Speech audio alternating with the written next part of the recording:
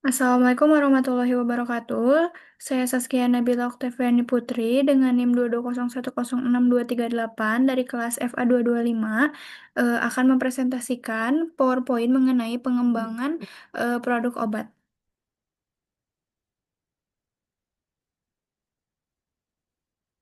Yang pertama ini ada proses penemuan dan pengembangan obat, di mana proses pengembangan obat ini perjalanan panjang yang sangat kompleks, dimulai dari identifikasi ribuan senyawa potensial yang jumlahnya secara bertahap ini mengerucut hingga hanya satu obat yang rata-rata berhasil mencapai persetujuannya.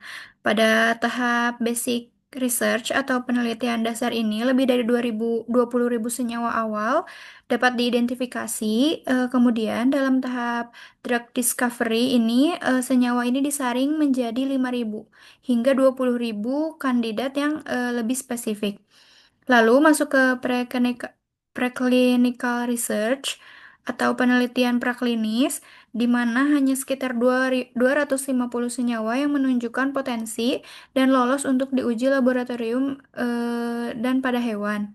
Dari jumlah tersebut, sekitar 5 senyawa yang dianggap aman ini dan efektif untuk melanjutkan ke clinical research atau uji coba pada manusia yang pada akhirnya rata-rata hanya satu senyawa yang berhasil menjadi approved drug dan siap dipasarkan. Selanjutnya ada metode penelitian awal atau preklinis. Dalam pengembangan obat ini ada tiga metode utama. Yang pertama ini in silico atau penelitian yang dilakukan secara virtual menggunakan simulasi komputer, di mana metode ini memungkinkan prediksi interaksi obat dengan targetnya tanpa perlu bahan kimia fisik, sehingga efisien dalam waktu dan biayanya. Yang kedua ini ada in vitro, yang berarti dalam kaca. Studi ini tuh di lingkungan laboratorium yang terkontrol seperti cawan Petri atau tabung reaksi. Pengujian ini dilakukan pada sel, jaringan, atau molekul terisolasi. Selanjutnya ada in vivo. Penelitian ini dilakukan pada organisme hidup utuh, contohnya pada hewan seperti tikus, ikan, anjing, babi, eh, dan atau spesies lainnya. Metode ini tuh memberikan gambaran yang lebih kompleks di mana eh, bagaimana obat bekerja dalam sistem biologis lengkap. Selanjutnya ada tahapan pengembangan obat menurut Thermo Fisher Scientific.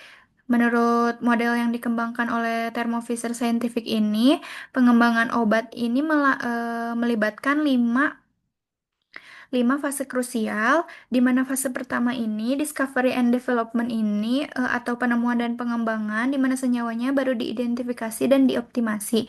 Selanjutnya, preclinical research, di mana melibatkan pengujian keamanan dan efikasi pada hewan atau di laboratorium sebelum dilakukan uji pada manusia. Selanjutnya, fase ketiga ada clinical research atau penelitian klinis, di mana uji coba pada manusia ini dalam berbagai fase untuk menilai keamanan, efikasi, dan dosis yang tepat. Kemudian ada FDA review atau peninjauan FDA, di mana proses penting di badan regulasi seperti di Amerika Serikat atau BPOM di Indonesia yang meninjau semua data yang terkumpul untuk memutuskan apakah obatnya ini layak untuk disetujui dan dipasarkan. Terakhir ini ada FDA post market safety monitoring, di mana pemantauan keamanan pasca pemasaran FDA ini setelah obat disetujui dan mulai beredar di pasaran, keamanan dan potensi efek sampingnya ini akan terus dipantau dalam populasi yang lebih luas. Selanjutnya ada kualifikasi obat, di mana proses esensial ini untuk memastikan bahwa spesifik terkait potensinya ini sebagai agen terapeutik atau obat. Prosesnya ini melibatkan demonstrasi yang jelas tentang efektivitas obat, apakah obat tersebutnya benar-benar bekerja sesuai yang diharapkan. Selain itu, kualifikasi juga mencakup pembuktian keamanannya, apakah obat tersebut berbahaya, apakah obat tersebut tidak berbahaya atau memiliki efek samping yang dapat diterima. Semua aspek ini tuh dibuktikan melalui serangkaian penelitian praklinis dan klinis yang ketat. Tujuannya menghasilkan produk obat yang aman, efektif, dan berkualitas tinggi yang dapat digunakan oleh masyarakat. Selanjutnya ada tantangan dalam rantai pasok obat atau from farm to pharmacy. Perjalanan ini untuk memproduksi dan mendistribusikan obat-obat yang esensial atau proses yang sangat panjang dan penuh tantangan, memakan waktu minimal 1 hingga 2 tahun. Untuk tahap farmsnya ini atau pertanian, bahan baku yang berasal dari alam ini seringkali tidak mendukung perubahan permintaan yang cepat dan membuat pasokannya menjadi sangat rentan dan sulit diprediksi. Yang kedua ini ada boardroom decision untuk menentukan hasil panen atau volume produksi yang seringkali dibuat bertahun-tahun. Sebelumnya berdasarkan proyeksi ini, permintaan yang tidak stabil dapat memicu masalah pasokan. Selanjutnya ada processing, di mana bahan aktifnya ini diekstraksi dan dimurnikan merupakan tahapan krusial untuk kualitas. Dalam formulasi ini, bahan aktif digabungkan dengan eksipien untuk membentuk obat jadi dan pada titik inilah masalah kualitas dapat mulai muncul. Selanjutnya ada regulatory review. Ini tuh dapat menyebabkan penundaan signifikan atau bahkan penutupan situs produksi yang sangat penting. Selanjutnya pada tahap global distribution, masalah transportasi dan logistik ini seperti keterlambatan pengiriman sangat berkontribusi pada kekurangan obat. Yang terakhir ini ada farmasis. eh, Pengiriman dan apot eh, Isu pengiriman dan apotek yang kekurangan staf ini dapat menunda pengobatan yang sangat dibutuhkan pasien. Sementara di rumah sakit, ketika obatnya langka, waktu dan sumber dayanya terbuang untuk mencari alternatif yang pada akhirnya berdampak negatif pada kualitas perawatan pasien. Selanjutnya ada proses produksi obat, sintesis dan biologis, di mana produksi obatnya ini dibagi menjadi 2 jalur utama berdasarkan jenis bahan baku dan prosesnya. Ada obat sintetik atau kimia dan biologis atau berbasis sel atau bioteknologi. Untuk obat sintesis atau chemical sintesis ini prosesnya dimulai dengan bahan baku kimia, reagen, pelarut, dan katalis. Untuk obat biologisnya ini prosesnya dimulai dengan kultur sel menggunakan media atau bahan kimia tertentu. Perbedaan jalur produksi ini tuh mencerminkan kompleksitas dan spesifikasi masing-masing jenis obat. Selanjutnya ada konsep skala atau scale up. Setelah penelitian dan pengembangan awal ini, produksi obat harus ditingkatkan skalanya untuk memenuhi kebutuhan pasar yang lebih besar, di mana proses ini tuh ada 3 tahapan utama. Yang pertama, laboratory scale. Ini tuh tahap produksi awal dalam jumlah kecil. Kalau selanjutnya ada pilot scale, merupakan tahap menengah di mana produksinya tuh dilakukan dalam jumlah sedang untuk mengoptimalkan proses dan memastikan reproduktivitas. Selanjutnya ada skala industri. Ini tuh untuk memenuhi permintaan pasar global. Secara keseluruhan ini scale up ini berarti peningkatan kapasitas produksi yang signifikan yang juga melibatkan peningkatan daya dan besaran dari peralatan proses yang digunakan untuk mencapai efisien produksi yang tinggi. Selanjutnya ada tahapan proses pengembangan produk dari laboratorium ke industri. Dimulai dari laboratori atau TRL 1 yang merupakan titik awal di mana konsep dasarnya telah terbukti. Selanjutnya adalah pengembangan proses atau proses development ini bertujuan untuk mencapai efisiensi biaya, skalabilitas, dan berkelanjutan produksi. Kemudian dilakukan scale up. Ini tuh untuk mencapai kelayakan ekonomi kekokohan, proses efisiensi dan keberlanjutan yang lebih baik, serta untuk mendemonstrasikan kelayakan produksi. Setelah itu ada custom manufacturing. Ini tuh bertujuan untuk demonstrasi pengenalan produk ke pasar, mendapatkan pengalaman produksi dan persiapan menuju produksi industri penuh. Akhirnya prosesnya itu mencapai industrial production, yaitu tahap produksi massal yang sepenuhnya siap untuk pasar. Selanjutnya ini ada skala laboratorium, di mana pada tahap ini proses produksi obat dimulai dari penelitian dan pengembangan senyawa baru. Ini tuh fase fundamental di mana ide awalnya diuji. Sintesis senyawa ini dilakukan dalam jumlah yang sangat kecil, biasanya hanya dalam satuan miligram hingga gram, cukup untuk keperluan penelitian dan pengujian awal.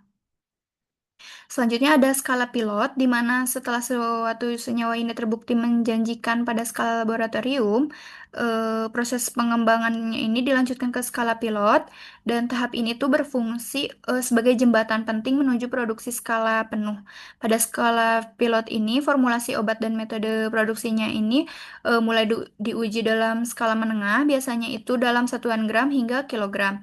Tujuannya ini untuk mengoptimalkan proses produksi, yaitu menemukan cara yang paling efisien dan efektif. Selain itu juga bertujuan untuk mengevaluasi kestabilan produk dalam jumlah yang lebih besar, serta memvalidasi bahwa metode produksi yang telah dikembangkannya ini dapat diterapkan secara berulang dengan hasil yang konsisten. Selanjutnya ada skala industri, di mana fase akhir dari pengembangan produksi obat ini, di mana obatnya diproduksi dalam jumlah yang besar untuk didistribusikan secara massal. Proses ini tuh dilakukan menggunakan mesin otomatis dan peralatan berskala besar dengan standar yang tinggi. Semua kegiatan ini harus mengikuti pedoman Good Manufacturing Practice atau GMP atau cara pembuatan obat yang baik CPOB di Indonesia. Fokusnya ini adalah memastikan efisiensi produksi, menjaga mutu produk agar tetap konsisten, menjamin keamanan bagi konsumen. Tujuannya ini agar obat yang dihasilkannya ini layak edar dan aman untuk dikonsumsi oleh masyarakat. Selanjutnya ada klasifikasi dan rute pemberian bentuk sediaan obat. Yang pertama ini bentuk sediaan obatnya dapat diklasifikasikan menjadi beberapa kategori besar seperti padat, contohnya bubuk, tablet, kapsul, pil. Selanjutnya ada cair meliputi larutan oral, suspensi, emulsi, eliksir, sirup, magma. Selanjutnya ada semi padat seperti salep, krim, lotion, pasta dan plester, dan lain-lain. Contohnya suppositoria, busa, dan aerosol untuk inhalasi. Rute pemberian obat juga bervariasi, di antaranya ada oral, diminum melalui mulut, topikal diaplikasikan pada kulit atau selaput lendir, parenteral ini diberikan melalui suntikan, IV, IM, atau subkutan, lalu ada rektal melalui rektum atau vagina, lalu ada inhalasi dihirup melalui saluran pernafasan. Untuk pemilihan bentuk sediaan ini sangat penting karena mempengaruhi bagaimana obatnya diserap, didistribusikan, dimetabolisme, dan dikeluarkan dari tubuh, yang pada akhirnya mempengaruhi efektivitas dan keamanan obat. Selanjutnya ada bentuk sediaan umum. Ada beberapa contoh bentuk sediaan obat yang paling umum ditemuinya, ada tablet, atau bentuk sediaan padat yang paling sering biasanya diminum secara oral. Selanjutnya ada kapsul yang obat yang terkandung dalam cangkang yang biasanya lunak atau keras juga umumnya diminum secara oral. Ada powder, obat dalam bentuk serbuk, serbuk halus bisa diminum setelah dilarutkan atau digunakan untuk aplikasi topikal. Lalu ada oral solution atau larutan oral. Obat yang bentuk cair ini yang diminum seringkali digunakan untuk anak atau pasien yang sulit menelan tablet. Lalu ada larutan injeksi yang dalam bentuk cair steril yang diberikan melalui suntikan itu untuk memastikan penyerapan cepat dan menghindari gangguan pencernaan. Selanjutnya ada faktor-faktor yang mempengaruhi stabilitas obat herbal. Faktor-faktornya ini ada physical instability, decomposition, atau perubahan fisik seperti penggumpalan, pengendapan, atau perubahan warna, serta penguraian komponen aktif. Lalu ada environmental factor atau faktor lingkungan seperti suhu ekstrim, paparan cahaya, kelembaban yang dapat mempercepat penguraian. Selanjutnya ada drug interaction, di mana interaksi dengan komponen lain dalam formulasi atau obat lain jika tidak disimpan dengan benar dapat mengubah stabilitasnya. Selanjutnya ada chemical instability, di mana reaksi kimianya ini tidak diinginkan antara komponen obat yang menyebabkan penguraian bahan aktif. Selanjutnya ada infestation by insect, kontaminasi oleh serangga, terutama pada bahan herbal yang berasal dari alam. Selanjutnya ada decomposition by mold atau fungi, pertumbuhan jamur atau kapang yang dapat merusak obat. Selanjutnya ada variability in composition, di mana variasi dalam komposisi bahannya khususnya pada bahan alam, dapat mempengaruhi stabilitas batch ke batch. Selanjutnya yang terakhir ada chemical interaction with kontainer, di mana reaksi kimia antara obat dengan wadah penyimpanannya ini dapat menyebabkan degradasi obat atau pelepasan zat berbahaya dari wadah. Pengujian stabilitas yang komprehensif ini adalah bagian krusial dari pengembangan produk obat yang menjamin kualitas obat hingga tanggal kadaluarsanya. Selanjutnya ada pengujian in silico, in vitro, dan in vivo.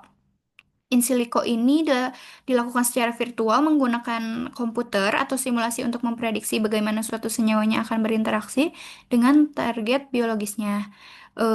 Metode ini tuh sangat efisien dalam hal waktu dan biaya. Selanjutnya ada in vitro, itu tuh dalam kaca, pengujiannya dilakukan dalam laboratorium yang terkontrol, seperti tabung reaksi atau cawan Petri di luar organisme hidup. Metode ini tuh memungkinkan para peneliti untuk mempelajari efek pada sel, jaringan, atau molekul terisolasi. Selanjutnya ada in vivo, berarti dalam hidup, pengujiannya dilakukan organisme hidup utuh, seperti hewan percobaannya. Tujuannya itu untuk melihat efek kompleks pada obat pada sistem biologis yang lengkap dan bagaimana obatnya diserap, didistribusikan, dimetabolisme, dan diekskresikan oleh tubuh. Ketiga metode ini tuh memberikan informasi yang berbeda namun esensial, membantu ilmuwannya memahami potensi dan resiko suatu obatnya sebelum diuji pada manusia. Selanjutnya ada aplikasi in vitro dan in vivo assays. Metodenya ini memiliki aplikasi spesifik dalam pengembangan obat, di mana in vivo assay ini sering menggunakan transformed cell lines atau garis sel yang dimodifikasi. Pengujiannya ini memungkinkan penelitian tentang mekanisme kerja obat pada tingkat seluler, di mana mengidentifikasi target molekuler atau mengukur toksisitas selnya. Untuk in vivo assays dilakukan pada organisme hidup, umumnya pada hewan seperti tikus atau mencit. Aplikasi utamanya tuh biodistribution atau bagaimana obatnya terserap dalam tubuh, farmakokinetik, farmakodinamik, dan toksisitas sistemik, di mana selain hewan ada juga alternatif modelsnya yang dikembangkan untuk mengurangi penggunaan hewan dalam penelitiannya. Kedua jenis asay ini memberikan data krusial untuk memprediksi bagaimana obatnya akan berperilaku pada manusia. Selanjutnya ada fase uji klinis di mana serangkaian pengujian obatnya ini pada manusia telah lolos dari tahapan praklinis. Tahap yang paling krusial ini diatur ketat sebelum obat dapat dipasarkan. Fase satu ini keamanan obat, fokus pada keamanan obat di mana obatnya diuji dari jumlah kecil, biasanya 20-100 orang untuk menentukan dosis aman, mengidentifikasi efek samping awalnya, dan memahami bagaimana obatnya diserap dan dikeluarkan dari tubuh. Selanjutnya ada fase 2, di mana fase ini efikasi atau keberkesanan, di mana obatnya menjadi faktor yang lebih penting, diuji pada sejumlah kecil pasien, biasanya 100-300 orang, untuk melihat apakah obatnya benar-benar bekerja. Lalu ada fase 3, di mana uji coba skala besar yang melibatkan ratusan hingga ribuan pasien, tujuannya untuk menghasilkan data yang cukup untuk persetujuan regulasi dari Badan POM, di mana fase ini baru juga sering dibandingkan dengan pengobatan standar yang sudah ada untuk melihat keunggulan relatifnya. Selanjutnya ada fase 4. Fase 4 ini fokusnya untuk memahami keamanan, di mana disetujui dan beredar di pasar, fokusnya untuk lebih memahami keamanan obat dalam populasi yang lebih luas, memantau efek samping jangka panjang yang mungkin tidak terlihat pada uji klinis sebelumnya. Selanjutnya ada regulasi obat BPOM, di mana di Indonesia ini pengembangan dan produksi obat diatur secara ketat oleh BPOM. Peran BPOM ini sangat vital untuk memastikan bahwa obat-obatan yang beredar ini aman, bermutu, dan berhasiat. Semua tahap dari mulai penelitian, pengembangan hingga produksi massal dan distribusi ini harus mematuhi pedoman dan peraturan yang ditetapkan BPOM. Regulasi ini berfungsi sebagai gerbang terakhir dan kunci untuk memastikan bahwa setiap obat yang mencapai konsumen ini telah melalui proses yang ketat dan memenuhi standar tertinggi demi kesehatan dan keselamatan masyarakat. Selanjutnya ada kekayaan intelektual paten, di mana inovasi dalam pengembangan obat ini seringkali melibatkan investasi yang besar dalam penelitian pengembangan yang dilindungi oleh hak kekayaan intelektual khususnya paten. Paten ini hak eksklusif yang diberikan kepada seorang investor atas investasinya di bidang teknologi untuk jangka waktu tertentu. Ini tuh berarti hanya inventor yang atau pihak yang diizinkan oleh inventor yang boleh membuat, menggunakan, menjual, dan mengimpor invensi tersebut. Invensi sendiri ini sebagai ide inventor yang dituangkan ke dalam suatu kegiatan pemecahan masalah yang spesifiknya di bidang teknologi. Paten ini sangat penting bagi perusahaan farmasi untuk melindungi penemuan mereka dari penggunaan tanpa izin sehingga mendorong lebih banyak inovasi dalam pengembangan obat. Selanjutnya ada inovasi dalam pengembangan obat, contohnya aplikasi AI atau teknologi. Teknologi modern ini khususnya kecerdasan buatan dan ilmu data, di mana merevolusi berbagai aspek dalam pengembangan obat, mempercepat proses dan meningkatkan efektivitas. Yang pertama ini ada personalized medicine yang memungkinkan pengembangan pengobatan yang disesuaikan dengan profil genetik atau karakteristik unik individu, contohnya genomic medicine. Selanjutnya ada medical imaging, meningkatkan kemampuan diagnostik radiologi, membantu deteksi penyakit yang lebih akurat dan cepat dari gambar medisnya. Selanjutnya ada disease diagnosis dan and prediction, di mana dapat menganalisis data besar untuk deteksi dini penyakit dan prediksi risiko, memungkinkan intervensi lebih awal. Selanjutnya ada drugs discovery and development, di mana sangat membantu dalam identifikasi target obat yang potensial, memprediksi struktur senyawa, dan bahkan dalam drug repurposing ini menemukan kegunaan baru untuk obat yang sudah ada. Selanjutnya, yang terakhir, ada virtual health assistant, di mana bertenaga meningkatkan aksesibilitas informasi kesehatan dan dukungan pasien, memberikan respon cepat dan panduan awal. Inovasi ini tuh menunjukkan bagaimana bidang farmasi terus berkembang pesat dengan memanfaatkan kemajuan teknologi untuk menciptakan solusi kesehatan yang lebih baik. Eh, Sekian presentasi dari saya. Mohon maaf bila masih banyak kesalahan. Wassalamualaikum warahmatullahi wabarakatuh.